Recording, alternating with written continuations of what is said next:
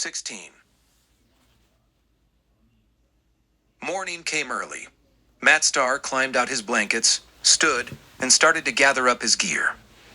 The sky was just beginning to tinge with gray over the eastern horizon.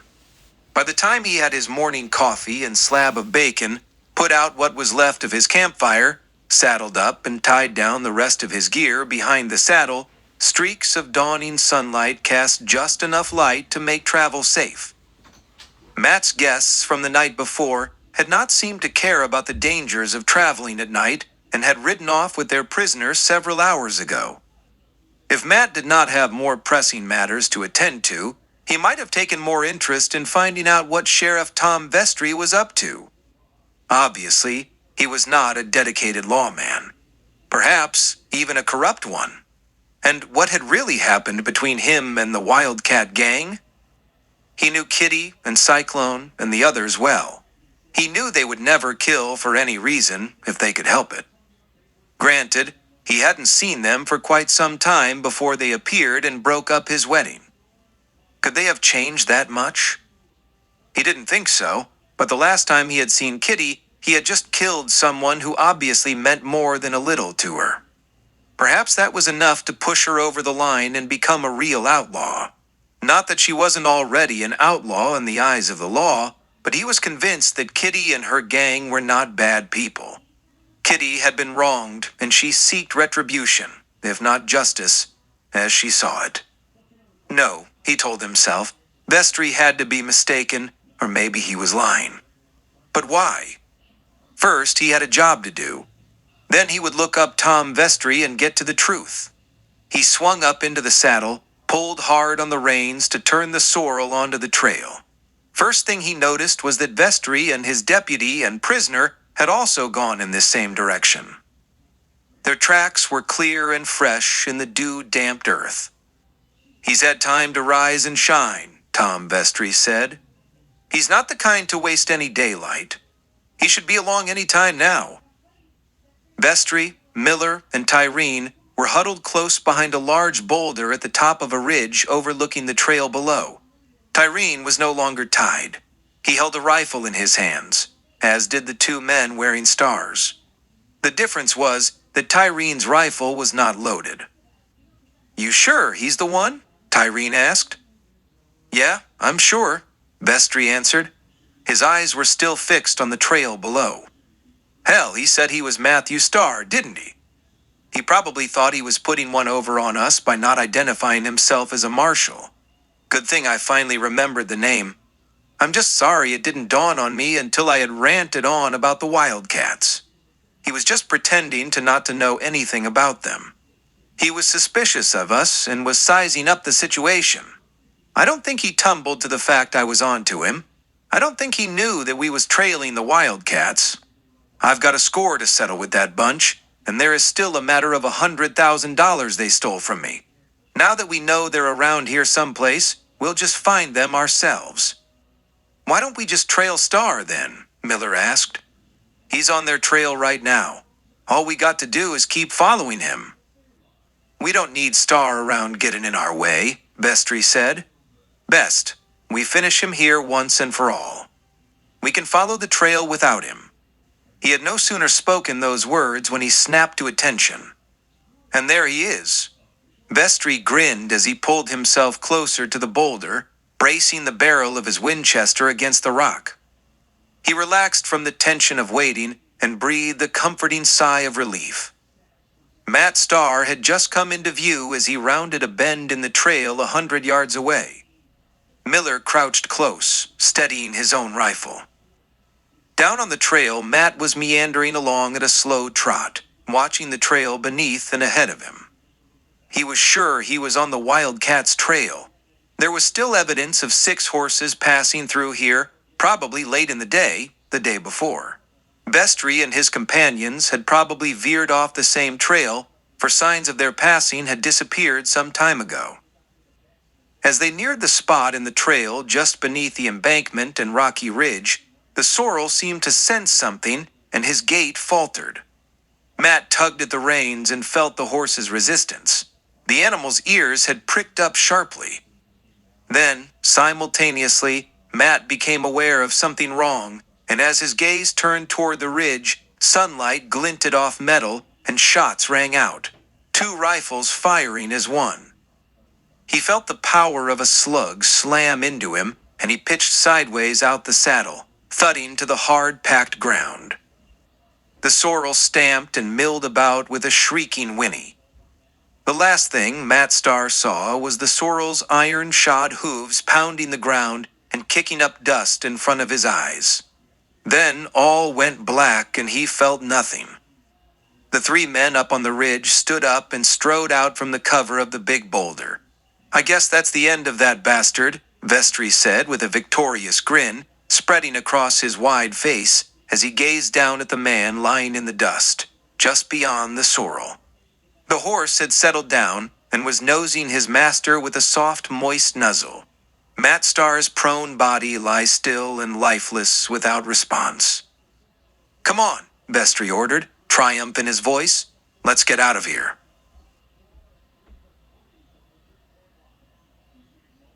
Chapter 17. They hadn't ridden far when Jeremy started to slide out of the saddle.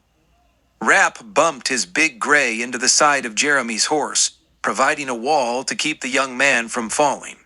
He reached out and pulled Jeremy erect. "Cy," Rap called out. "I think we better stop and see to Jeremy's wound." Cyclone whipped his horse around in a tight circle and rode back. The others followed close behind.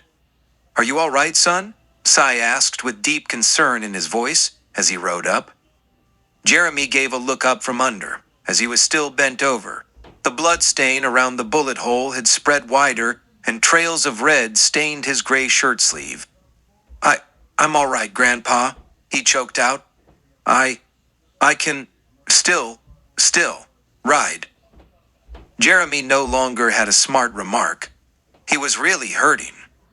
"Best, we find us a place off the trail, where there's cover," Cyclone said. No, Jeremy protested. "I can hang on a while longer. We need to put more distance behind us." His words trailed off. His eyes glazed over. Then his eyelids closed, and his body slumped forward and fell onto his mount's neck, an arm draping down each side. The horse sidled a bit back and forth at the sudden motion. "Look, up ahead!" Peso Martin shouted as he and Rafe Price rounded the bend in the trail. "Isn't that Matt Starr's sorrel up ahead?" He gigged his mount forward at a gallop, without waiting for a response from his companion. Rafe lashed his Appaloosa stallion across both sides of his neck, dug his spurs into the animal's sides, and followed after Martin. As Martin and Rafe slid their mounts to a halt next to the sorrel and the body on the ground, the sorrel spooked. He tossed his head high, white mane streaming. He whinnied shrilly, turned and ran off away from the trail, and disappeared among a growth of trees. "Well, I'll be," Peso Martin said, looking down at Matt Starr's prone body. "So sad." There was a trace of amusement in his tone, and he smiled grimly. "What do you mean?" Rafe asked. "I always thought I'd be the one to cash that Jasper in. And now, somebody's gone and done it first." "I've got a pretty good idea who that someone is," Rafe said. "Me too," Peso answered. "But somehow, I'm afraid Simon ain't going to like it." "My father's never happy about anything," Rafe said. "Come on, let's get on with the job." He whipped the Appaloosa again and spurred him on down the trail. Peso threw one last look at Starr's body and said, "Welcome to hell, lawman." He lifted the reins and sent his horse forward at a gallop after Rafe Price. Raised dust lingered in the air as they rode off. They had found cover in a stand of trees. There was grass for the horses to graze, and a narrow stream trickled nearby. They had set Jeremy on the ground with his back leaning against the narrow trunk of a cottonwood tree, making sure that the wounded shoulder didn't touch the bark. Cyclone, Kitty, and Chief hovered from the side, over the young man, examining his wound. Cyclone had already cut the torn, bloody sleeve away. Rap stood ready with a canteen in his hands. Cyclone reached up to take the canteen. Reverend Paul Lynch stood back, looking on. Cyclone put the canteen to Jeremy's lips and let a small trickle of water spill out. Some of it dribbled from both sides of the mouth and dripped off his chin. Jeremy drank eagerly, his Adam's apple bobbing up and down as he took a few swallows. "Take it easy, son," Cyclone said, pulling the canteen away. Jeremy was still reaching for it, wanting more of the cool liquid. "Not too much at once," Cyclone warned. "What do you think, Grandpa?" Kitty said, pointing to the wound. It was a small round hole, and blood had dried and caked around it. "Is it bad?" "It ain't good," Cyclone answered. "But I think he'll survive as long as infection don't set in. The bullet is still in there. Luckily, we were just far enough out of range that the bullet was almost spent. It's not in there very deep, and it didn't hit any bone. But it's gotta come out." Reverend Lynch stepped closer and squatted down, peering at the bullet hole. "I've had some experience taking out gunshots. Perhaps I can help." "If you don't mind, Reverend," Cyclone snapped. Something about this man of the cloth bothered him. Was it the parson's shooting ability? Or was it because Kitty seemed to be taken with him? "I've dug many a slug out. Some were out of my own hide. I don't reckon I'll need help pulling this here slug."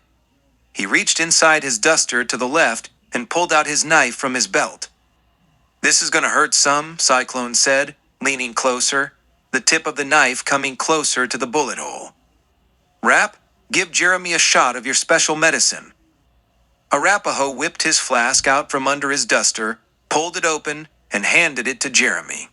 Kitty took it and held it to Jeremy's lips. He took a swallow and grimaced. "How can you stand to keep drinking that rot gut?" Jeremy croaked, looking up at Rap. "Makes a man out, you boy," Rap said, taking back the flask from Kitty. He started to stopper it, then paused, held it up to eye level, and gazed at it lovingly. He took 3 long swigs from it before closing it up. "Ah!" He smiled and let out a whiskey hiss. "Just what the doctor ordered," he said, pocketing the flask beneath his duster. "Aren't you going to sterilize that knife?" Reverend Paul asked, just as the tip of Cy's knife touched the outside rim of Jeremy's wound.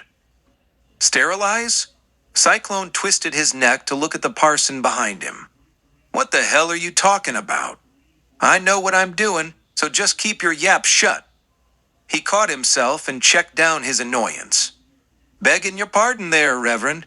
Being a man of the cloth, such as you are, I didn't mean to jump all over you like that. I guess I'm just a mite worked up over the boy here." "I understand, sir," Lynch said. "I merely meant that the knife should be heated in a fire to keep out unnecessary bacteria. You don't want to take a chance on infection, do you?"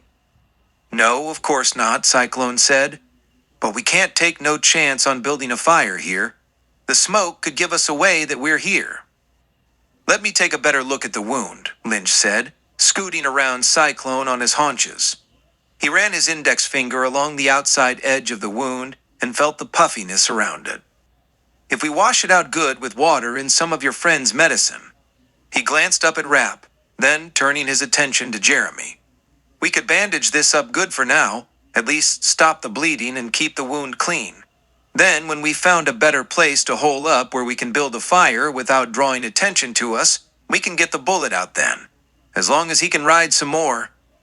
"I don't know," Cyclone said. "The longer that lead is in there, the more chance the boy'll come down with fever." "I don't want to take that chance either," Kitty said. "It'll be all right, sis," Jeremy choked. "This rest has helped some. Just give me a while longer here, and I'll be fine." Cyclone gazed skyward. He had noticed a change in the air, and a cool breeze had blown in around the trees. "Sky's clouding up," Cyclone mused. "Feels like rain coming on. We're going to have to find someplace soon. Who knows where we can find good cover? It'll be a lot harder on the boy if we gotta work on him in the rain. I say we do it now. If we gotta risk a fire, then devil may care." "I think I know a good place where we can go," Lynch said. Cyclone and the others all stared intently at the man of God. They all had the same question on their faces. Where? Years ago, the Reverend started to explain. This strip of land between Arizona and New Mexico was a no-man's land. There was no clear ownership by either state, so there was no law here. Outlaws were known for hiding out in this stretch where the law couldn't touch them. There's an old abandoned ghost town near here where outlaws congregated.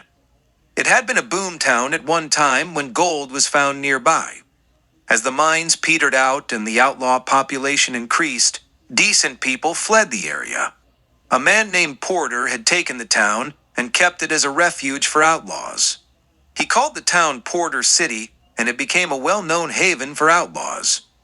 That kinda sounds like Pop Dawson, Cyclone murmured.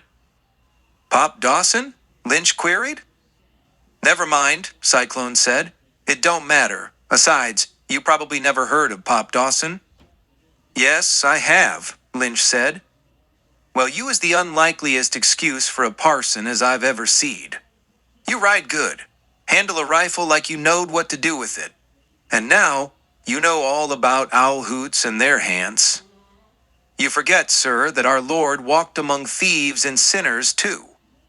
Yeah, but, Cyclone said, I never did hear of him blowing bad men out of their saddles with a Winchester rifle. Chapter 18. The sorrel idly meandered among the trees and brush. It had been several minutes since he had been frightened by the two riders that had come upon him where he stood guard over his master. Occasionally, he would toss his head and smell the air. The smell of unknown interlopers still drifted on the cool morning air, but it was fading away. The gallant horse snorted, and his ears kept pricking forward and upward. The only sounds that could be heard were birds chirping, the trickle of a small stream, and the rustle of tree leaves in the cool, mild breeze. The sound of riders and shod hooves had drifted away down the trail until they were no longer heard. The big stallion, knowing that things were all wrong and he had lost his master, pawed at the damp earth beneath his hooves. He nuzzled the sparse grass and relished its moisture. He raised his head, pricked his ears again, this time tuning in to the sound of trickling water, and realized his thirst. There was a small embankment near the stream, and the sorrel let himself slide down it into the stream bed and submerged his muzzle into the clear flowing water. Sunlight peeked through the tops of the trees, and the stream sparkled in its radiance. Having taken his fill, he once again raised his head and flowing white mane. He shook it vigorously, then turned as if on a mission and galloped back through the trees toward the trail. Wonder who these other Jaspers are, Peso Martin mused, as he and Rafe Price rode on following the trail left by the Wildcat gang. There were 3 sets of fresh hoof prints on top of the older set of prints made by 6 passing horses.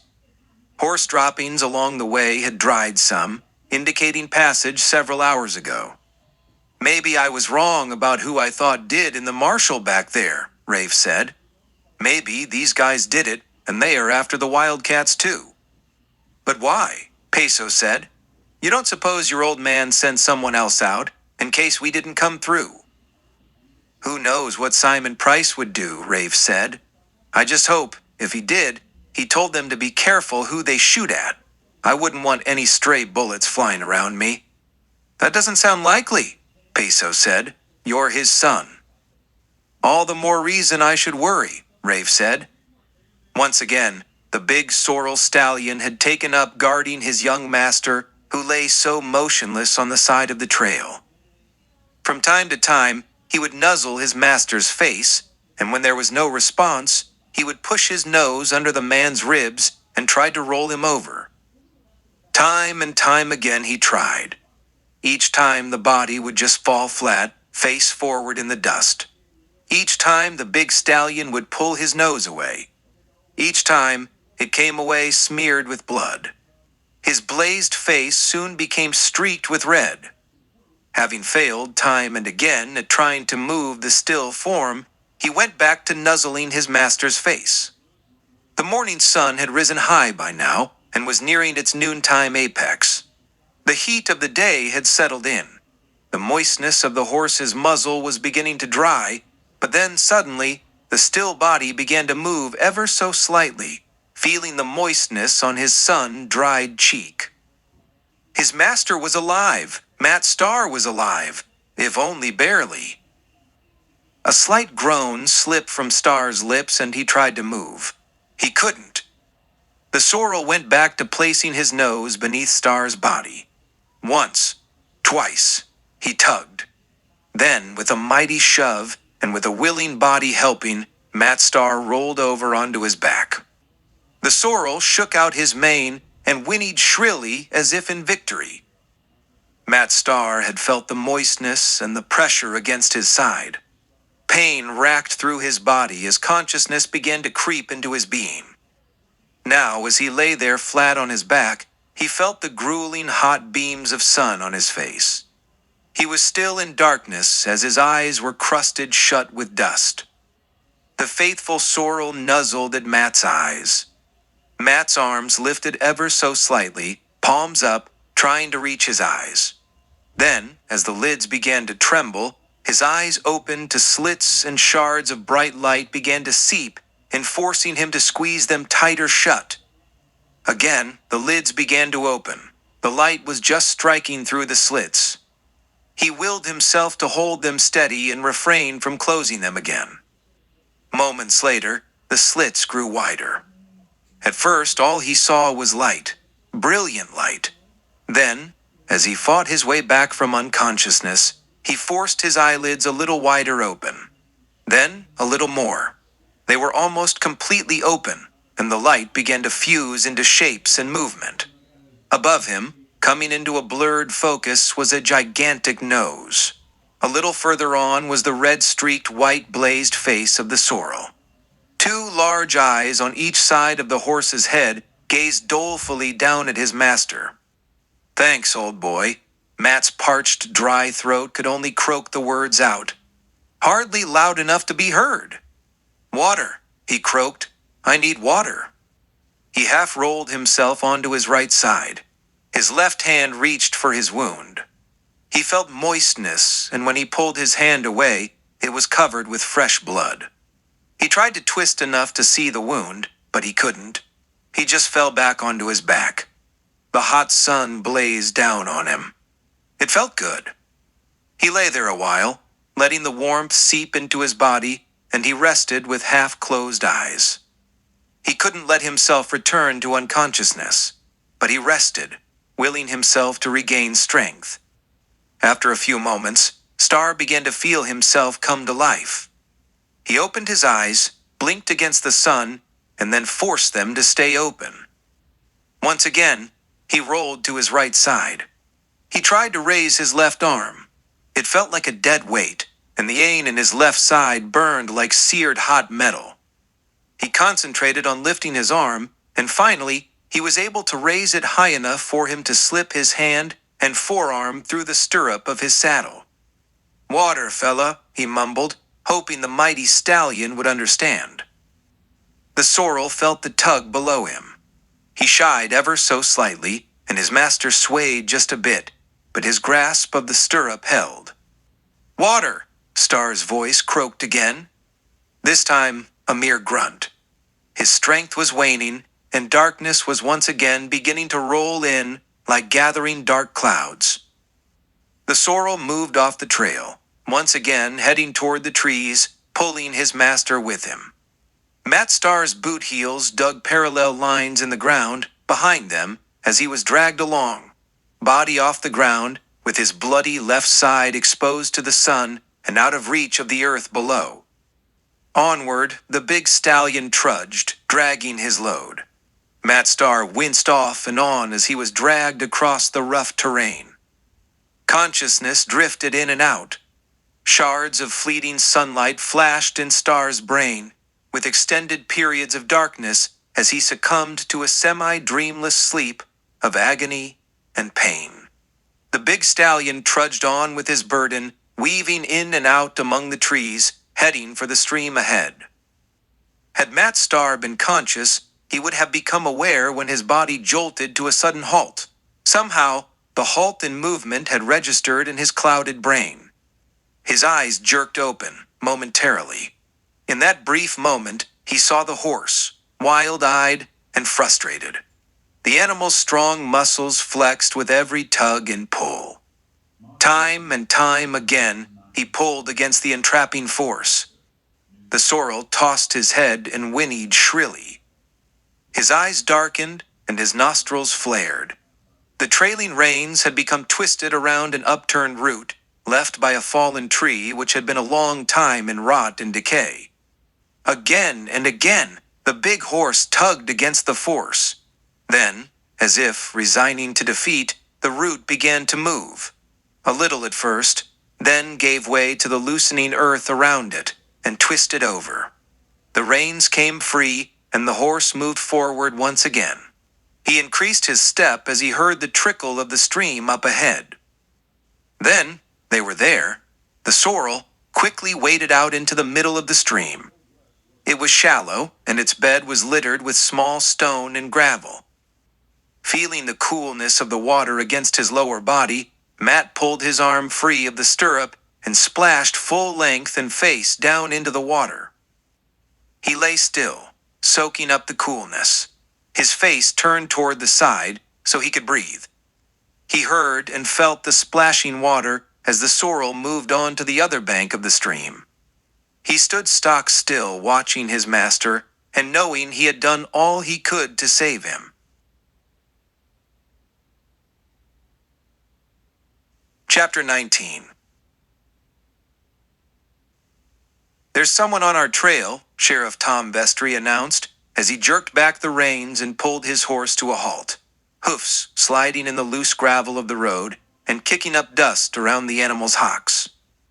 His companions brought their mounts to a halt also. They had all been riding at a fast clip, so the sudden halt of all three riders brought a cloud of dust with it. It billowed high around horses and riders and lingered in the air a bit before settling down around them. The deputy and Tyreen twisted in the saddle, looking back along the trail, as did Vestry. They could all see the approaching dust devil movements behind them. "Who would be following us?" Deputy Miller asked. "I don't know," Vestry growled with annoyance. "Billy," he turned to the third man, "Billy Tyreen, you got any more kin that could be on our tail?" "No," he answered. "Ken and Jim are the only kin I got." "Then who do you suppose is back there?" Miller asked.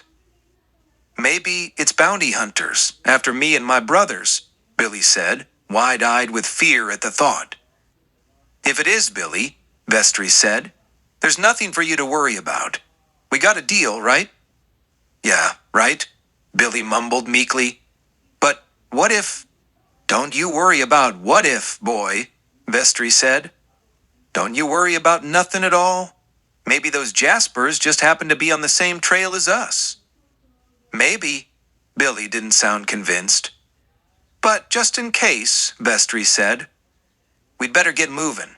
We know where we're going, so let's hurry it up a mite." With that, he turned his mount toward the trail ahead and spurred him hard. They all rode off at a gallop, leaving a cloud of dust behind them. "Whoever that is, up ahead," Pezzo Martin said, "must have seen us and have some reason for not wanting us to catch up to them." "Maybe," Rafe said. "Maybe they've got someone else on their trail and think we're it." "Could be," Pezzo agreed. "In any case, let 'em go. We've got our own business to take care of. No sense messing into anything that could get in our way." "I hope you're right about that, my friend," Rafe said. "Of course I'm right," Peso boasted, "but there's no sense in us taking our time." Peso spurred his mount and rode off down the trail, thinking to himself, "What makes you think I'm your friend?" Matt Starr grumbled to himself and the sorrel beneath him. What more could go wrong today? He was gazing up at the gathering dark clouds above. They were billowing large and looming. Wind was beginning to pick up, and coolness had swept the heat of the day away. He had been back on the trail for less than an hour when the weather had begun to change. He had been revived by the coolness of the stream where the sorrel had dropped him. There he laid for quite a while, soaking up the water and the sunlight from above. Eventually, he had regained enough strength to crawl out of the water and lay for a while, on the bank, soaking up more sun. Gradually, he dried out, but the pain increased in his side. When he was finally able to, he sat up and probed his left side with his finger. They came away stained red with blood. He bent over to examine the wound. He had been lucky.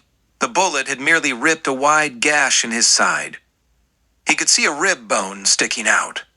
The bullet had barely nicked the bone, and no permanent damage had been done, and the flesh wound itself had started to dry and scab over. He would be hurting pretty bad for some time to come, though. He had painfully slipped the ragged shirt off and tore it into strips, forming a makeshift bandage that he was able to strap around his torso and draw it tight enough to stay the bleeding. From his saddlebag, he retrieved a clean gray shirt and put it on. Then, with the tenacity of a bulldog, he forced himself into the saddle and set out once more onto the trail. Now, as the dark clouds rolled in and beads of rain started to splash against his upturned cheek, he grumbled again. "Looks like we better find some shelter, old boy," he said to the sorrel, as if the animal could understand him. "We're going to have to hole up somewhere. I guess it's too much to hope that the tracks we're following won't be washed out." He gigged his mount forward, looking for shelter. It was late afternoon when the rain finally came. The wind had picked up and dark clouds rolled in with surprising speed. The waning afternoon sun had been completely obliterated and darkness rolled in, turning day into night without the interlude of dusk.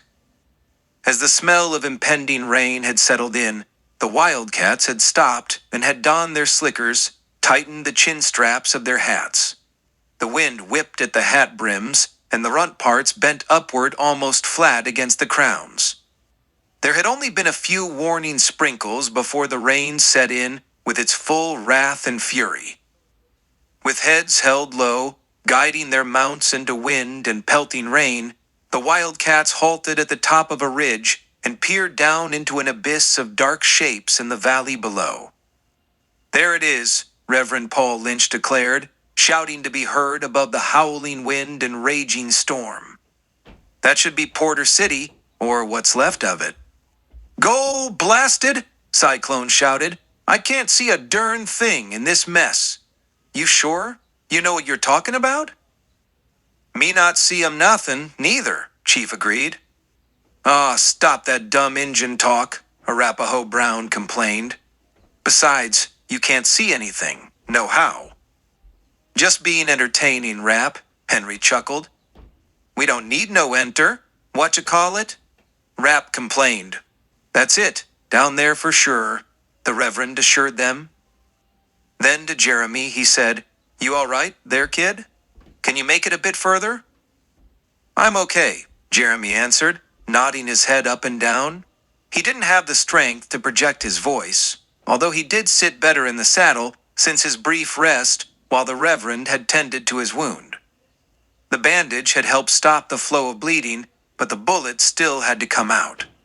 Jeremy was still holding the pommel of his saddle, while Rap held the reins and guided the horse close beside him. "All right then," Lynch said. "Let's go." He guided his mount out ahead and started to descend the embankment. Kitty followed close behind him. "Who died and made you boss?" Cyclone grumbled under his breath, to himself, knowing he was totally unheard in the raging storm. The grassy embankment was slick from the rain, and the horses almost slid down into the valley, each rider leaning far back in the saddle and hauling hard on the reins as their mounts bumped into one another until they reached the bottom of the basin. They gathered around each other in a huddle as they gained flat land beneath them. The town's buildings were still just dark shapes in front and on both sides of them as they rode into the street of Porter City. With the rain pelting their faces and the wind forcing their heads down, it was nearly impossible to discern the individual buildings, but as they rode into the center of town, the buildings were sheltering some of the storm's fury. Off to their right, they passed by what was left of a saloon. its wooden sign hanging from one hinge on the left side, swinging angrily in the wind. The pounding sound of a wooden sign flapping against a wooden wall and the squealing sound of rusty hinges was all but obliterated in the wail of wind and pounding rain. Rap couldn't read, but he knew what the word saloon looked like. "Looky!" he shouted as he pointed. "That there looks like a good place to hole up. Maybe there's been good stuff left behind in there." "Never mind," Chief shouted back to him. "There's no firewater in there, paleface. This here is a ghost town." "Ghost town?" Rap came back. They were just past the saloon. Clearly, they were not stopping here. "I ain't afraid of no ghost," Rap mumbled, turning in his saddle and gazing wistfully back through the driving rain, then swiveling in the saddle to face forward again. His face turned grim, and he couldn't help but feel a cold chill slide down his spine. It wasn't the rain or the wind that bothered him now. It was ghosts. He started to feel an eerie sense of an evil presence. To himself, he thought again, "I ain't afraid of no ghosts," but he sure as hell was.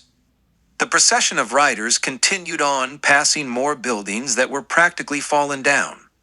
They were halfway along the main street when Reverend Lynch raised an arm and pointed toward a large building off to the right. "That used to be a hotel," he shouted above the din of the storm. "Maybe we can find a remaining bed or table that we can lay Jeremy on in there." He angled his horse off in that direction, and the others followed, bunched up behind him. The hotel looked to be a 2-story structure and was large enough to have probably housed several guests in its day. The windows had been boarded up, but the door hadn't. It flapped open and shut repeatedly, pounding a staccato rhythm against the wind. There was a broken hitch rail in front of the building. The railing was detached from one side and had dropped to the ground. Paul Lynch and Kitty dismounted and handed their reins to Cyclone. Gingerly, they helped Jeremy out of the saddle, and with one of them on each side of the wounded man, they helped him across what was left of a board sidewalk and guided him through the open doorway and melted into the dark interior. Cyclone, Rap, and Chief Henry were already heading off down the street, leading the extra horses as the hotel door was pushed shut. Chapter 20.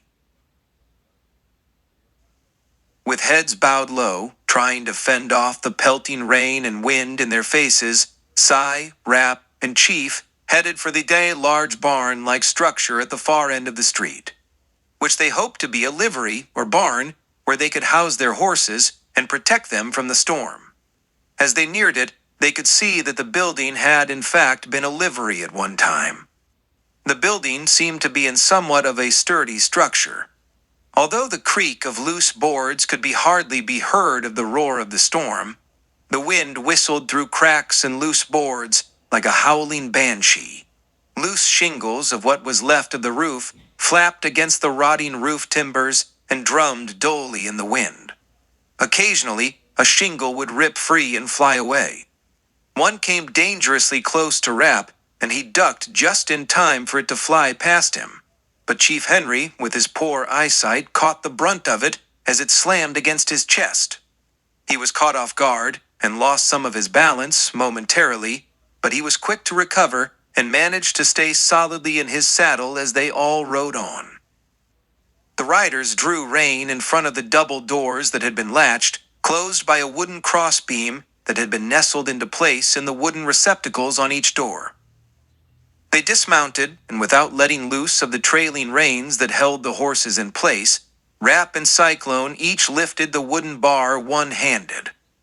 They tossed it aside and pulled the big doors open. The horses stamped and milled about, feeling a lessening of restraint on them, and back stepped a mite, leaving room for the big doors to swing open. Inside the livery was a gaping maw of total blackness and foreboding. With the animals fighting against them and trying to back away from the ominous blackness of the building interior, and with the wind pushing against them, the 3 wildcats pulled hard against the reins, pulling the resisting horses inside behind them. As they stepped inside the livery, The sudden shelter from the howling wind and rain seemed to bring them relative silence, although the wind, swirling through loose boards, and the pounding of rain against the roof still assaulted their ears. Rain still poured through gaping holes in the roof, but the relative shelter was gratefully accepted by one and all. Rap was in the lead as they pulled the horses inside. They had just gotten the horses in far enough that they were now completely out of the weather when Rap froze stone still in his tracks.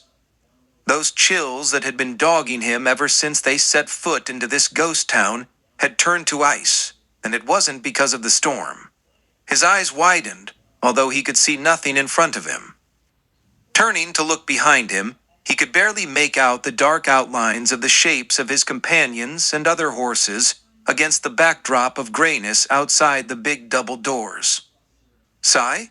Cy?" Rap stammered, his voice rasping from a fear that was choking him. His Adam's apple seemed to have bobbed and frozen in place. Are you in front of me?" "No, of course not," Cyclone answered with annoyance.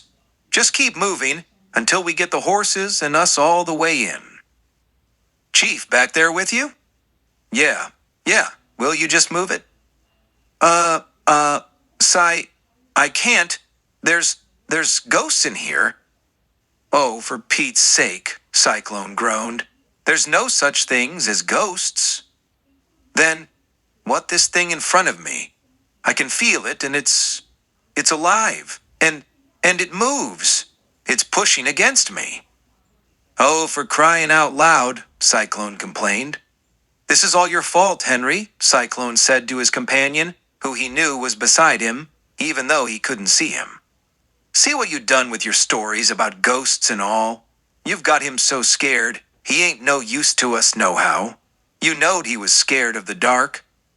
"I ain't a scared of the dark," Rap protested, as Cy reached under his slicker and produced a tin containing matches. He flicked the head of the match with his thumbnail, and it burst into flame. Cy held the match high so the light would spread out around them. In the glow, he saw Rap before him, his body pressed up against the hind quarters of a brown horse. Rap's eyes bugged with disbelief. "That ain't no ghost," he gasped. "Of course it ain't," Cyclone said, just as the flame burned down to his fingers. There was a momentary sting of heat as he shook the flame out. The smell of smoke wafted in the air for a moment before Cy lit another match. "We gotta find something for a torch," he said. "I can't keep lighting matches." That match burned out quickly, but lasted long enough for them to find some splinters of wood. With the third match, Cyclone had managed to get a torch going. The splinters would burn fast, but at least they would be able to see long enough to look around and settle their horses. "I knowed there weren't no ghosts all the time," Rap said once they had some light. "I was just funnin' you guys. I ain't really afraid of no ghosts." "You plenty brave, paleface," Chief mocked. Cyclone ignored everything and inspected the livery. There were no stalls, and what Rap had thought was a ghost was a horse. In fact, there were two horses. They were both saddled and looked gaunt from neglect. Their reins trailed to the floor, and they were loose to mill around inside the livery. "Ghosts or no ghosts," Cyclone said, "it looks like we're not alone here." "Let's hope there's rooms on this first floor," Kitty said. Paul had just pushed the door shut and secured it from blowing open, but left it just enough ajar that their companions could get in after taking care of the horses. He lit a match and gazed quickly about the abandoned lobby. In that brief moment, he spotted 3 candles in an old holder hanging against the wall behind what used to be a clerk's desk. The match burned down. He struck another one and made his way across the room before that match burned down. He struck another one and managed to light one of the candles. He lifted it from its holder and used it to light the other 2 candles. Then he held it high in front of him, turning left and right, gazing about the empty lobby. Except for the clerk's desk, the room was bare. "I don't think it would be good to try to take him upstairs," Kitty said, eyeing the stairwell to the upper floor. "You stay here with Jeremy," Paul said, helping the boy sit down on the first step of the stairwell. Kitty sat down next to her brother on the step and grasped his shoulders to keep him erect. "I'll look around down here. Hopefully we can find a suitable place to work," Paul said. He turned and disappeared into the darkness. "Please hurry," Kitty shouted after him. She shuddered at the sight of hanging cobwebs about her. "This place gives me the willies." Suddenly the door burst open. Cold wind and rain rushed in, and the candles blew out, leaving Kitty and Jeremy in total blackness. The trek on foot back to the hotel had seemed like an endless journey for Cy and his companions. At least the wind was now at their backs and helped to push them along. Having experienced total darkness in the livery behind them, Cyclone had prepared himself for later on. He had found a sturdy piece of wood about 2.5 feet long. From his saddlebags, he had ripped up part of an old shirt and wrapped the rags around the end of the stick to form a torch that would burn much longer and brighter than the splinters he had used in the barn. He kept it under his slicker to keep it dry during their journey down the street. "Damn door blew open again," Cy muttered to himself as they approached the hotel. He had remembered that it had been shut when they had left to take care of the horses. He quickly stepped inside and moved out of the way so Chief and Rap could come in behind him. They were just shadows now, but as Cy pulled the door shut, the whine of the howling wind outside subsided, and they were, once again, in total darkness. As the blackness enveloped around them, Rap panicked again as he bumped into Chief Henry. His lanky arms snaked out and wrapped tightly around Chief. "Henry, is that you?" he shouted. "Of course, Rap," Henry answered, this time not resorting to his fake Indian banter. He knew his friend was genuinely terrified. He entwined Rap's arms and was trying to push him away when Cyclone thumbed a match to life. In the brief glow of the flame, Rap pulled back from Henry and gazed up at him almost as if in surprise. "You ain't no ghost. You ain't even a horse."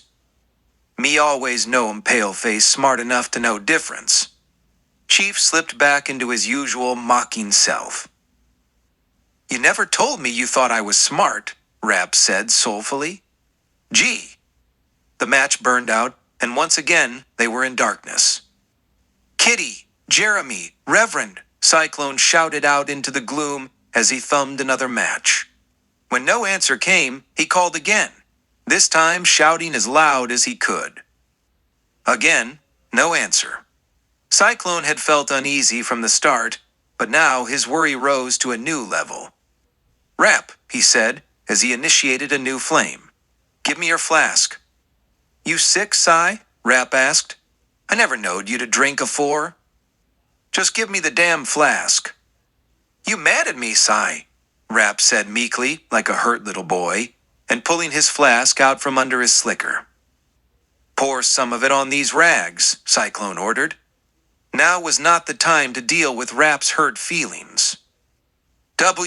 What for? Just do it." There was panic in Cy's voice. The match was quickly burning down. Rap did as he was told. "Damn waste of good whiskey," he grumbled.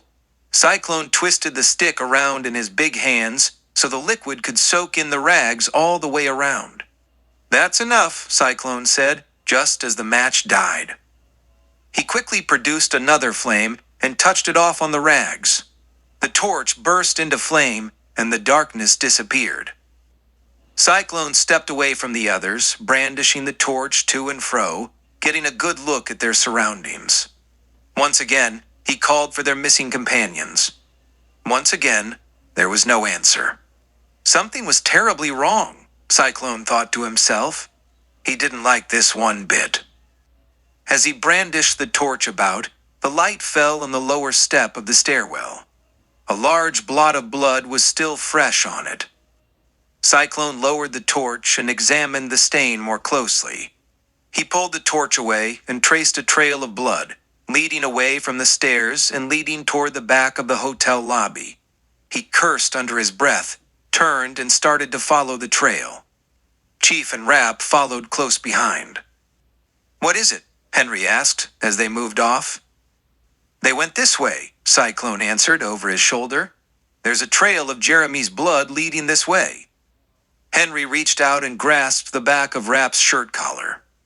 Rap jumped and let out a gasp. Ghosts, he blurted out. Relax, paleface, Chief Henry said. It's just me.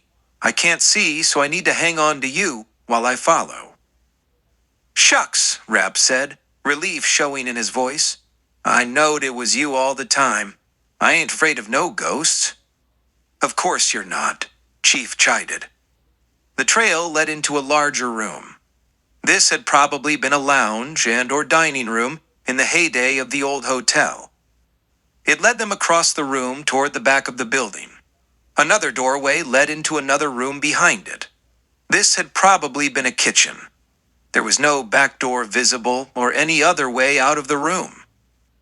There was still no sign of Kitty, Jeremy, and the preacher, but the trail of blood spots led to the center of the room and stopped at the edge of a rectangular-shaped trap door.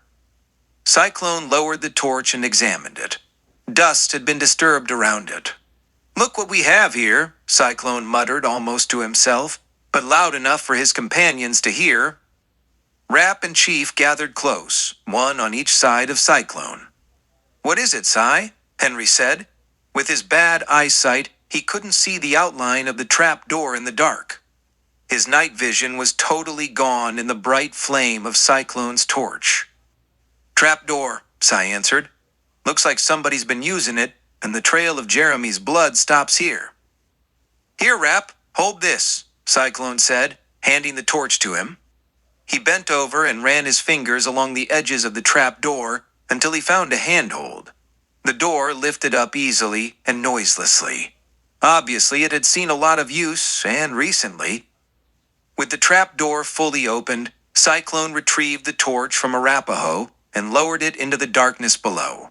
There was a ladder that led down into a tunnel with hard rock on both sides. Drops of blood dotted the top rung of the ladder. Looks like they went down there, Cy said. Why would they go down there? Henry asked. They probably didn't have any choice. You ain't forgetting those horses we found, have you? I said it afore, and I'm telling you again, we ain't alone here. Ghosts? Rap asked, the fear still in his voice. You ever seen a ghost ride horses? Well, I don't know if I ever seen a ghost, but I've heard about ghost riders. Maybe that's what they is? No, these are the two-legged kind. You mean ghosts have more than two legs? Rap shook his head. Good thing I'm not afraid of no ghost. Chapter 21. Rap held the torch while Cyclone descended the ladder. He hadn't reached the bottom yet when he reached up to get the torch from Rap, but he was only a few rungs from the bottom and was pretty sure he could handle the torch for the rest of the way. Besides, if he went any lower, he wouldn't be able to reach the torch. When he reached bottom, he held the torch high to give Chief Henry as much light as possible to climb down next. Hurry up, Chief, Rap called behind him as he descended the ladder. It's dark up here and it's giving me the willies. He added, Don't think I'm scared, though, 'cause I ain't afraid of no ghost. He was getting repetitious with this no-ghost routine. Cy and Henry cringed in annoyance. No sooner had Chief set foot on the hard stone floor below, Rap scampered down quickly with the agility of a much younger man. Cy was waving the torch back and forth, examining where they were more closely. They seemed to be in a wide tunnel. At first, it looked like they were in a cellar or wide cave, but it wasn't. It was a tunnel, and it extended far out of reach of the flaming torchlight. The walls were of hard rock, as was the ceiling that was several feet above their heads. The solid rock floor beneath their feet was dark with dampness, and the trail of Jeremy's blood could not be seen. This must have been an old mine tunnel left over from the gold mining days around here, Cyclone mused, examining the wall closer in the light of his torch. He could see the striations where veins had been chipped away. There was no sign of gold left behind. All of a sudden, a heavy sound thwacked above them, heavy wood against wood. The The trio spun around quickly, facing the ladder once again. "The trap door has gone shut on us," Cyclone shouted. "Rap, check it out." Rap, forgetting about his fears of ghosts, sprang into action, as he always could be counted on when the situation demanded. He was on the third rung of the ladder from the top, when his hands could finally reach the closed trap door. With the palms of his big hands placed against the wooden door above him, he heaved hard, putting all the strength of his massive shoulders and legs into it. It didn't budge. "It's locked shut," Rap exclaimed, pulling his pistol out of its holster. Some bitch done locked us in." He fired 3 times into the planking. It was solid, thick oak, and Rap's bullets merely made splinters and embedded themselves in the wood. The shots echoed out into a deafening roar, thundering, within the confines of the rock-hard tunnel. "That ain't gonna do no good," Cyclone called to him. "Come on down and let's see where this tunnel lead. Maybe there's another way out." Rap dropped heavily from the ladder, not bothering with all the rungs. His face was grim and set rock-hard with anger. He no longer looked like a scared little boy. His pistol was still in his hand, and gun smoke was still wafting from his gun muzzle. "That weren't no ghost that locked us down here," he said. "Like I said," Cyclone said, "we're not alone around here. Them horses in the livery belong to somebody, and that somebody is the ones that locked us down here. And I'll bet dollars to donuts they've got Kitty, Jeremy, and that preacher fella too. I just hope to hell they haven't hurt them." "If they have, I'll blast them all to hell," Rap growled.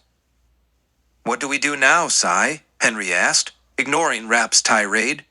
He now had his weapon out, as did Cyclone. "All we can do is see where this tunnel lead, and hopefully there's another way out of here. If there is, you can bet there'll be somebody waiting there to get us, like fish in a barrel. Be on guard and let's get going." They traveled on into the gloom.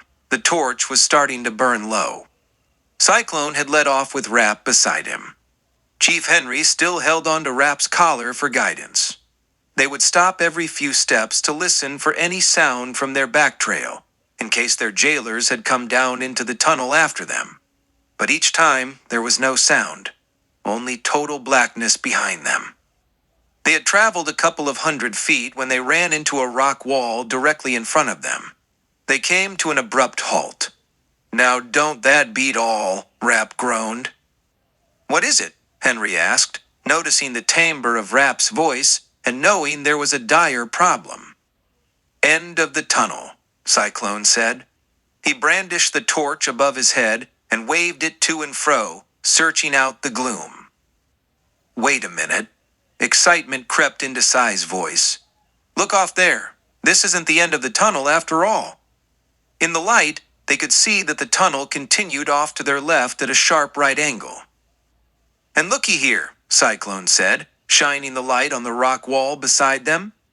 Against the wall was a pile of boxes, bulging canvas bags, food supplies, liquor, and dynamite. "This must be where they stash all their stuff. Looks like they've packed in for more than just a couple of hombres. We'd better be ready for God knows how many we're going to have to deal with. Let's take a look and see what they've got." "They got good stuff to drink," Rap said, lifting a bottle of whiskey and examining it in the torchlight. "But I'm too mad to care right now." He dropped the bottle to the rock floor, and it smashed to pieces, letting the liquid flow out and added to the dampness of the floor. "Hey, look here," Cyclone said, stepping to one side and letting the light take in a stack of wooden boxes. The lettering on them said, "Juarez, Mexico." "What is it, Cy?" Henry queried. "It's too dark for me to see in here." Rap moved in close. He couldn't read, but he recognized the cases. "Hey, isn't that the silver we sold to Gunderson?" "That it is," Cyclone gloated. "And guess what else?" Without waiting for an answer, he stepped further to the left and raised the torch higher. Next to them, where it had been hidden by shadows, was another ladder, and at the top of it, they could see the rectangular shape of a trap door. Light from above filtered through the edges, outlining its presence. "A way out?" Rap was suddenly excited. Yes, Cyclone agreed. But if there's light up, there's probably bad guys too. Good, we can go up there and shoot 'em. Rap started for the ladder. Cyclone grabbed his shoulder and pulled him back. Hold on there. They could shoot us first while we're trying to climb up. Besides, if they got Kitty, Jeremy, and the preacher, they just might shoot them first, if they haven't already. We got to take our time. I'll go up first. Rap cut him off. No, Cy, he said. I want to go first. No, Rap, I can't let you do that. But Cy? Listen, just listen to me. I've got a plan. If I can get that trap door open, I'll lift it just enough to take a peek and see if I can size up the situation. If it's clear, I'll climb on through. Then send Henry up and you follow. If something goes wrong, you two stay down here. If anyone besides me comes near that door when it's open, shoot them.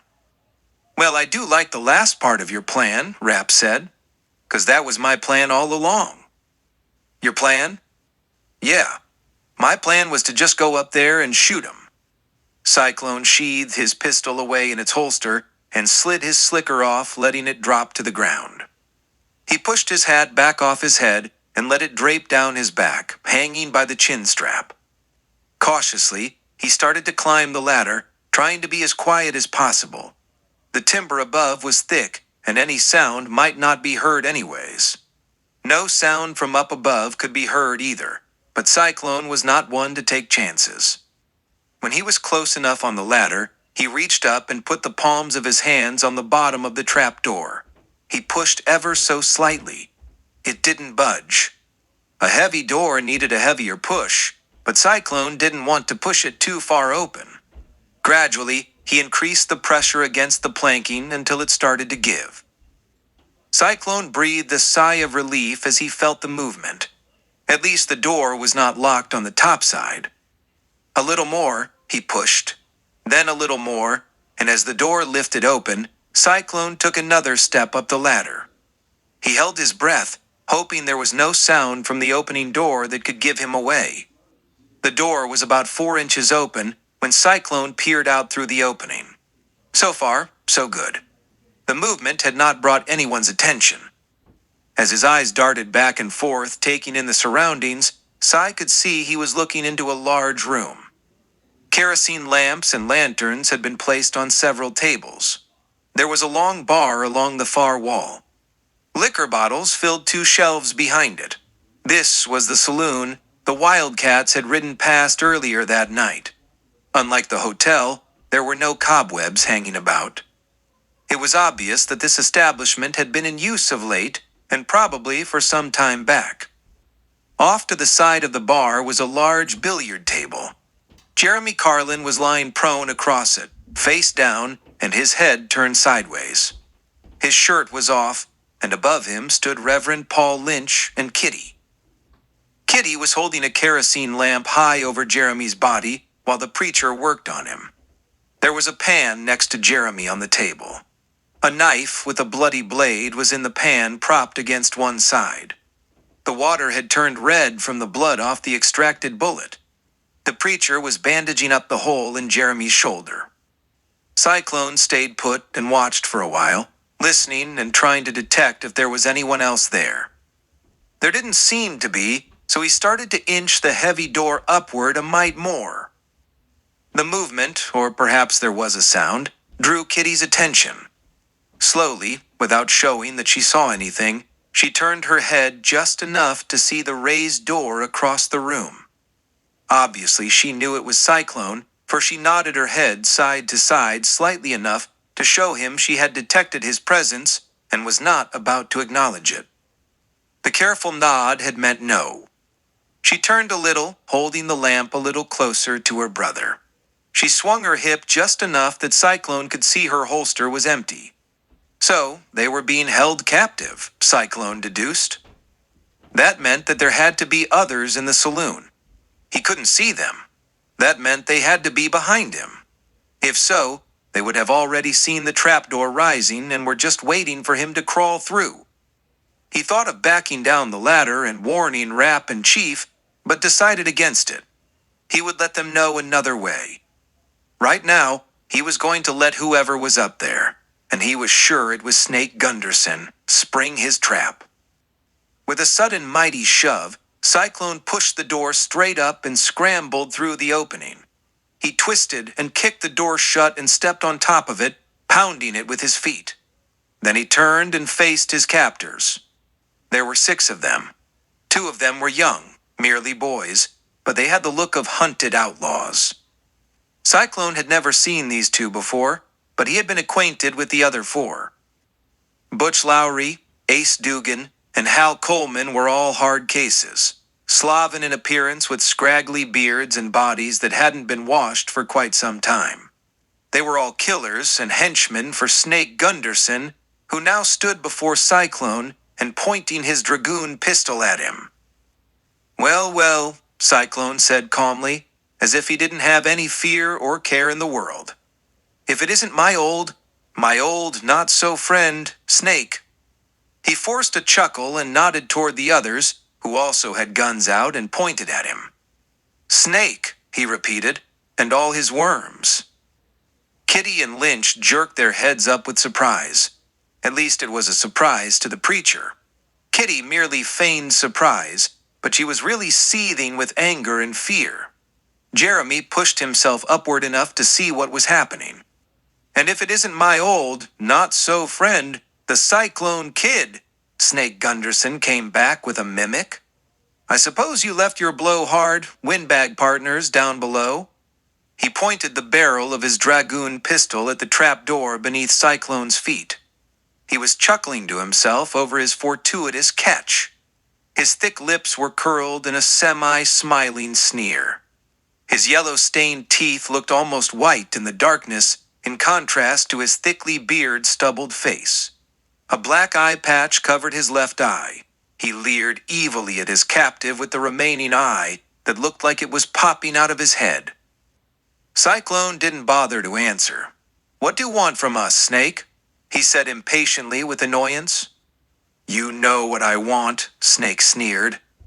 "Well, if I'd 'a' knowed what you wanted, I wouldn't be asking, now would I? You know all right, I want that $20,000 you took off'n me." "I didn't take anything off'n you. You bought silver off me, the same silver you still got down in that tunnel of yours." "A minor technicality," Snake smiled. "I still want my money back. It'll make up for you sicking Manuel Gonzalez on me for it. We had a bit of a set, too, about it. Wound up, we lost men with lead poisoning on both sides before we both agreed you were to blame for it all. If I were you, I wouldn't get within eyeshot of that maniac again." "Yeah, we found that out, and so did Manuel. He's short a few more men now." "Good, he'll be even madder at you when he gets here in the morning. If you don't want him eating you and friends for breakfast, I suggest you play along with me. Now how about you get off that door, open it up and call your friends up here. Make sure they understand that there is to be no shooting or any funny business." Snake swung the muzzle of his pistol toward Kitty, Lynch, and Jeremy. "Someone up here could get hurt." "All right," Cyclone agreed. He stepped off the trap door and bent to open it up. "No, Grandpa," Kitty shouted and started forward. "They'll kill us all anyways." She started forward to cross the room. The Reverend grasped her arm and held her back. His eyes met hers, and he nodded no. "Not to worry, girl," Cyclone said. "Stay put." He lifted the trap door and pushed it all the way over and gazed into the darkness below. He could see the torch was still burning, but the bright light hid any shadows of his partners. "Rap! Henry!" Cyclone shouted. "It's a trap. Gunderson's got me up here with Kitty, Jeremy, and the preacher. If they don't let us go, torch the flooring and burn the place down. Try to get out of there if you can." "What the hell are you doing?" Gunderson blustered as he darted forward and pushed Cyclone out of the way. Rapp raised his pistol when Gunderson stepped close to the opening. He was backlit from the saloon light above. Rapp fired twice. The shots so close together they sounded almost as one. Gunderson screamed and fell backward, dropping his pistol as he fell. It disappeared into the darkness below. Rapp had stepped quickly aside after he fired. The pistol twanged against the rock-hard floor of the tunnel. As Gunderson fell backward, Ace Dugan and Hal Coleman rushed to his side. Butch Lowry and the two younger men stayed where they were, pistols trained on the other captives and Cyclone. Gunderson was trying to sit up as his two henchmen came to his side. His right hand was clamped over a bullet hole in his right leg. Blood was oozing out between his fingers. His face was a mask of agony, and his jaw was set hard, and teeth were clenched together. He had taken one bullet, but the other one had gone over his head as he fell. The lead pellet had buried itself in the far wall behind him. "What the hell?" he cursed, glaring at Cyclone. "Shoot them! Shoot them all!" he ordered to all and no one in particular. "Hold on there," Cyclone shouted, both hands out in front of him as if he could hold back what was coming.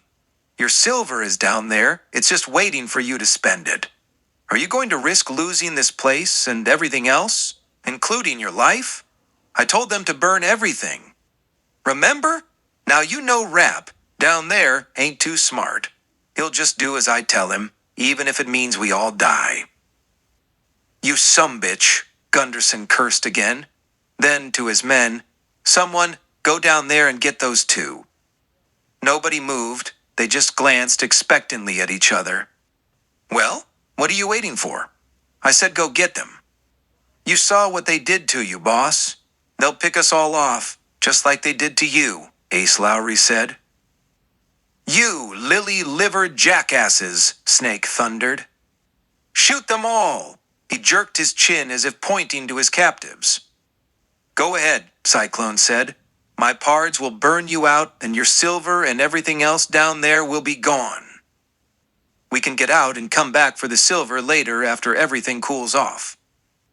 For one thing, the silver will probably melt. If not, it'll be hard to find. You forgetting you've got dynamite down there?"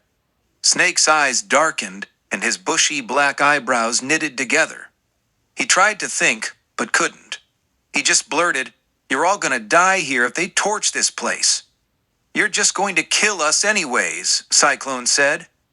"Yeah," Gunderson said slowly under his breath, trying to think it through. "You've got a point there, Cy," he said almost friendly. Then he caught himself, and his one eye bulged larger, and his broad nostrils flared. After a moment, a sly smirk began to appear. "Looks like we got us a stalemate here," he said to Cyclone, but it was almost as if he were talking to himself. Then, to his men, he said, "Lowry, you and Dugan go the mine entrance and come at those buzzards from that end. Before you go, close the trapdoor. That will make sure they don't try to come up here. The hotel entrance is locked so they can't get out that way. The only way out is through the mine entrance. You'll have them trapped. Finish them off and come on back when they're dead." He turned his head and stared at Cyclone while he said to his men, "Then we'll kill the ones we've got here." He smiled. "That is, unless the Cyclone Kid decides to give back my $20,000. He laughed with satisfaction. Chapter 22.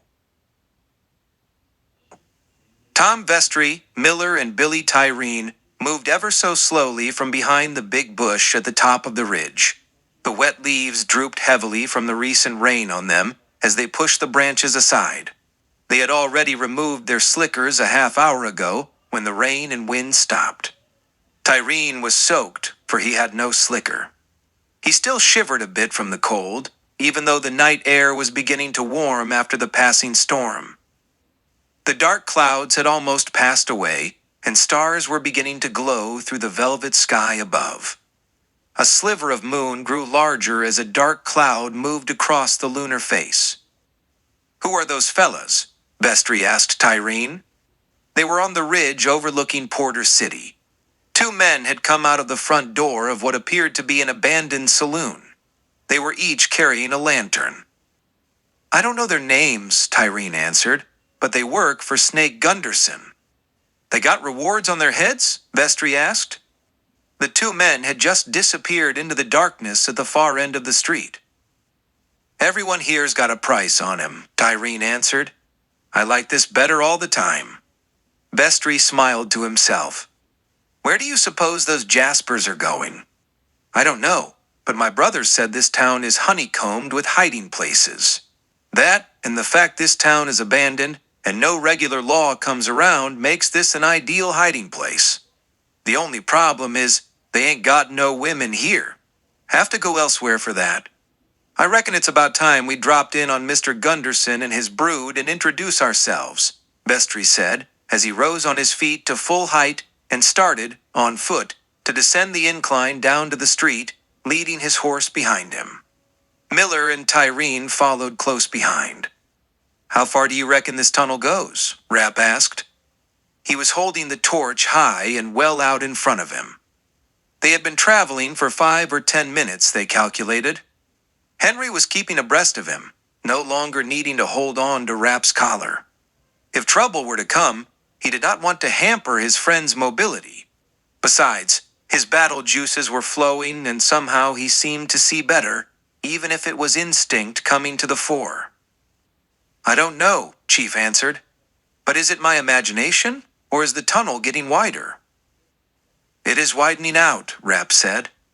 The ceiling is getting higher, too. We must be getting close to something. The walls and rock floor seemed to be drier than the part of the tunnel they left behind them. Their voices were echoing more now. Don't talk so loud, Chief admonished, lowering his voice to a whisper. Our voices are carrying more now. We don't want those Jaspers to hear us. They might just fill this tunnel with flying lead that will be ricocheting off this rock. They'd be able to kill us without having to see us. From where they had stood, at the foot of the ladder beneath the trap door, they had heard Snake Gunderson's order to his men to head out and trap them from the other end of the tunnel. You think they're at the other end of the tunnel yet? Rapp asked in a whisper. Depends how far they had to go to get there. My guess is that the mine entrance is somewhere behind the saloon. There were hills all around this town. The entrance is probably on the other side of a hill. Whatever direction those men had to take, it should have taken a while to circle around the town to get to it. If they're in the tunnel and headed here, we've got to be real quiet. No more talking now, and put that torch out. But we won't be able to see, Rapp protested. Then they won't see us either. They'll probably have lanterns with them and we'll see them first. I get it, Rapp chuckled. Then we fill them full of lead instead of the other way around. You amaze me, Paleface, Chief said. Now put 'em out fire. We wait right here for them to come to us. Chief, one more thing, Rapp whispered as he extinguished the flame on the ground. I'm not afraid of no ghosts, no more. They're going to see us a mile away, us carrying these lanterns, Butch Lowry said. They had just come through the mine entrance, and they were both holding a lantern. The opening to the mine was deceiving from the outside. While it was large enough to accommodate a team of horses and an ore wagon, it opened into a large cavernous room. Off to their right sat an empty ore wagon. It was in good repair and had shown much recent use. Off to the left were 8 horse stalls. 4 of them were occupied. There was hay, straw, and grain aplenty to accommodate them for a lengthy stay. Snake Gunderson was a cautious man and had provided this area as a backdoor escape route.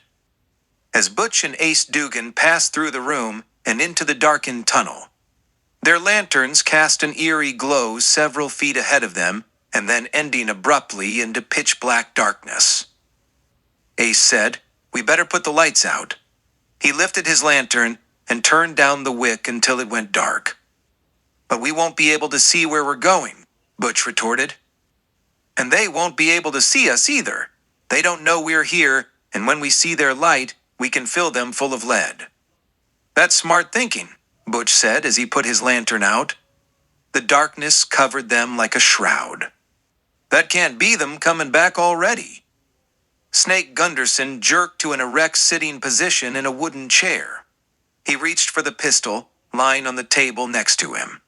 His wounded leg was propped up on another chair, directly in front of him. His pant leg was torn from hip to ankle, and a ripped piece of cloth was tied around his thigh just above the bullet hole, as a tourniquet. The parson was just finishing the bandaging. The bullet had gone clean through the fleshy part of his leg. The double doors at the front of the saloon had rattled and started to open. Snake leveled his weapon toward the doors, as did Hal Coleman, who was standing beside him. The two youths were sitting at another table, keeping an eye on Cyclone, Kitty, and Jeremy, who sat across the table from them. Neither of the boys had guns. Their holsters were empty.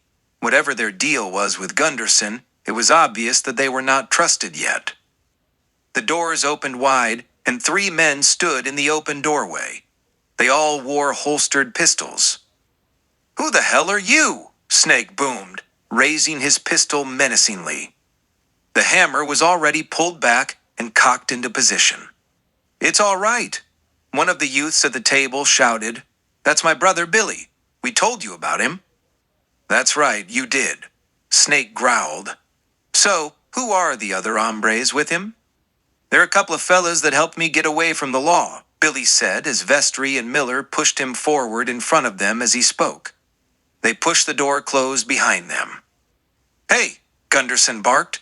"I didn't say you could come in yet. I just might plug all of you." "I thought we had a deal," the youth at the table said. This was Kenny Tyreen. "We did," Snake said, "but I didn't say nothing about 2 more Jaspers." "They're maybe willing to pay, same as us," the other Tyreen boy from the table said. This one was Jimmy. "All right," Gunderson snapped. "Come on in so I can get a good look aga." He kept his pistol aimed and fully cocked as they advanced into the light of lanterns and lamps. "That's far enough," Snake ordered. "Stand apart." The trio spread out side by side. Gunderson looked them up and down. Then, to the 2 Tyreen brothers, he said, "You say this young fella is your brother. Okay." And turning to Vestry and Miller, appraising them, he said, "How do we know you're not the law?" Before Vestry could answer, the Cyclone Kid broke in. He stood up from the table so he could be seen plainly by Vestry. "You don't, but we know at least one of them is." His voice was pitched and almost a cackle in amusement. Then to Vestry, he said, "Sorry, I can't say I'm glad to see you, Sheriff. But when my not-so-friend Gunderson is through with you, I'll be delighted to see you." "Shut up back there," Gunderson ordered, without taking his eyes off the newcomers.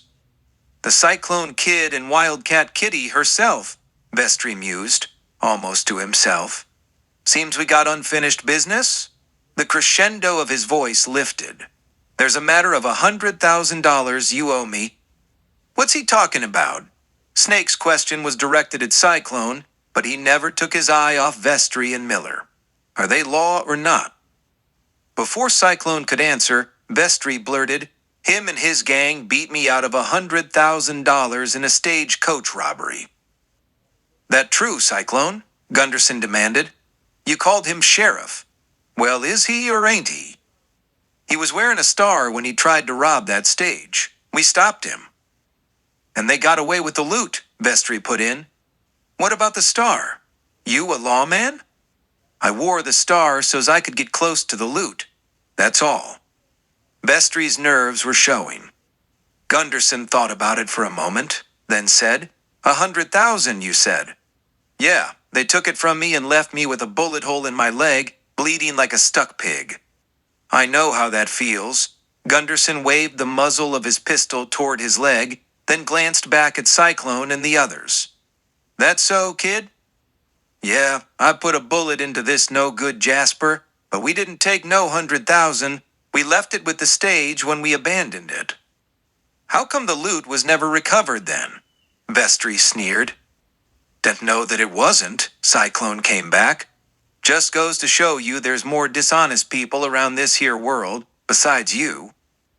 "You telling me you just walked away from all that money, Cyclone?" "I don't think so. Now you owe me 120,000, Snake chuckled. "Well, I can't give you what I ain't got," Cyclone said. "Oh, you'll give it to me." Gunderson swung his gun muzzle toward Kitty. "If you want to keep this pretty little girl alive." "Go ahead," Kitty spoke up. "Shoot me. You still won't get the money." "There isn't any." Gunderson squeezed the trigger. Flames spat from the muzzle, and the following thunder was deafening in the confines of the saloon. At the same time, Kitty pushed her chair sideways, crashing to the floor. The bullet whizzed over her head as she went. She felt it clip strands of her auburn hair. Gunderson quickly recocked the weapon to fire again, but while distracted by Kitty, Tom Vestry took advantage of it. He drew his pistol and shot Gunderson between the eyes. Snake's pistol went off for the second time, but the muzzle was pointed upward and his bullet lodged into a rafter in the ceiling above, as Vestry's bullet struck him, throwing him backwards in his chair, the body crashing to the floor. The pistol slid several feet across the room and smacked into the base of the bar. It bounced back a little. The sudden action took Hal Coleman by surprise, and he hesitated one split second as he pushed the preacher out of the way to get off a shot. He was too late, and Vestry's gun belched again. Coleman flew backwards, taking lead in his chest. A bright red blotch spread across his shirt. He was still alive. Vestry stepped forward and pumped 2 more bullets into him. From where she had fallen, Kitty rolled toward the pistol on the floor. Her fingers laced around the pistol's handle, and she pushed herself upward. She fired instantly as she rose to a crouch. "Look out for the girl," Deputy Miller shouted, turning toward Kitty and firing. He didn't see Vestry take the bullet from Kitty's gun as he swung his own pistol up to fire at her. He was too late. Kitty's gun roared again and Miller folded. His pistol slipped from limp fingers as he slumped into a pile on the floor. Reverend Lynch quickly moved forward, stooped over, and came up with Miller's weapon in his hand. Cyclone had been quick to his feet and darted to Hal Coleman's body. He scooped up the man's pistol. Another step forward, and he retrieved Vestry's gun. "Jeremy!" Cyclone shouted as he tossed Coleman's pistol to him. Jeremy caught it and immediately turned it on Billy Tyreen, who stood dumbfounded, his shooter still in its holster. Don't shoot," Billy stammered, raising his arms, palms empty, eyes bulging wide with fear. Please don't shoot me." Tears rolled down his cheeks. Kitty was on her feet now. "Nobody's going to shoot you," she said, moving forward to his side, reaching over and plucking his pistol from its sheath. "I wasn't going to shoot anyone. I couldn't. My gun's not loaded." Kitty took a look, then to her grandpa, who had just returned from lifting the trap door and calling to his friends, finding them gone, leaving only total darkness and silence behind. She said, "He's right. It's not loaded." Then to Billy she said, "Get over there and sit with your brothers. We need to get all this straightened out." She waved her gun menacingly. Billy shuffled forward and sat down at the table. Kitty had started to follow Billy when realization finally struck her. She was immediately sick to her stomach for what she had just done. Panic surged over her and she hadn't wanted to believe it. It had all happened so fast, she hadn't had time to think. Now, all of a sudden, the horribleness of it all had set in. She squatted beside the still form of Deputy Miller, hoping against hope that she hadn't killed him. She turned him over and saw the face frozen in fear and surprise. The eyes were glassy and stared sightlessly against the ceiling. Tears welled in Kitty's eyes, but she didn't cry. She merely reached out and closed Miller's eyelids. She slowly stood up stiffly, her eyes still on the body at her feet. She felt her grandfather's big hands on her shoulders. He was standing behind her. "I killed him, Grandpa," she said. "I never wanted to kill anyone." "I know, girl," Cyclone said reassuringly. "He deserved what he got. It was us or him. You did what you had to do. We didn't ask for this." "Yes, we did. I did. As soon as I started this vendetta against Simon Price, and when I broke up Matt's wedding and stole the preacher, I was asking for it. And you knew it all the time, Grandpa. Didn't you?" She hadn't turned around to face him. "I guess I did, girl, but I'm always there for you. We're both just alike, and I've been asking for it for a long time, too. I'm sorry, Kitty. The other man, Grandpa? Is he dead too? Cyclone swallowed hard. The lump in his throat was in the way of his words. I'm afraid so, he whispered. Kitty whirled, wrapping her arms around her grandpa, and buried her face in his massive chest. She sobbed. She had killed 2 men. 2 men dead by her actions. He got what he deserved too, gal, Cyclone murmured. But you didn't deserve to have to do it. He held her tight and brushed her hair with his palm. They stood there, just like that, for a while. When they finally broke apart, Kitty dabbed at her eyes, brushing the tears away. As she looked up, she saw Reverend Paul Lynch standing there, looking at her. His eyes were soft and consoling. I've taken lives, Reverend, she said. I'll never forgive myself for that. She stared down at her feet, avoiding the preacher's face. He came forward, reached out and lifted her chin to gaze into her eyes. You couldn't help what happened. You must forgive yourself. Your Father in heaven most certainly will. I know you're hurtin', gal, Cyclone said softly, but we still got work to do. You're going to have to pull yourself together. I've got to find Henry and Rapp to warn them about those other Jaspers that are after them. Do you think you can handle things here? You and Jeremy and the preacher? Knowing she must do what must be done, and beginning to realize that was always what she did. Whatever must be done, must be done. She lifted herself erect on her feet, squared her shoulders, and with one last dab to her eye, she turned, training her pistol on the 3 captives. Of course I can, she said. I'm the infamous outlaw, Wildcat Kitty, aren't I? She forced a slight smile. Besides, they're only boys. Go get our friends, Kitty added resolutely. Cyclone was already on his way to the trapdoor. He had lifted a burning lantern from the bar top. Cy, the preacher called after him. You'd better let me come along too. Maybe I could help. He was already at Cyclone's side, gazing down into abyss below. Here, let me go down first, while you hold the lantern. Then you can hand it down to me and I'll hold the lantern for you while you climb down.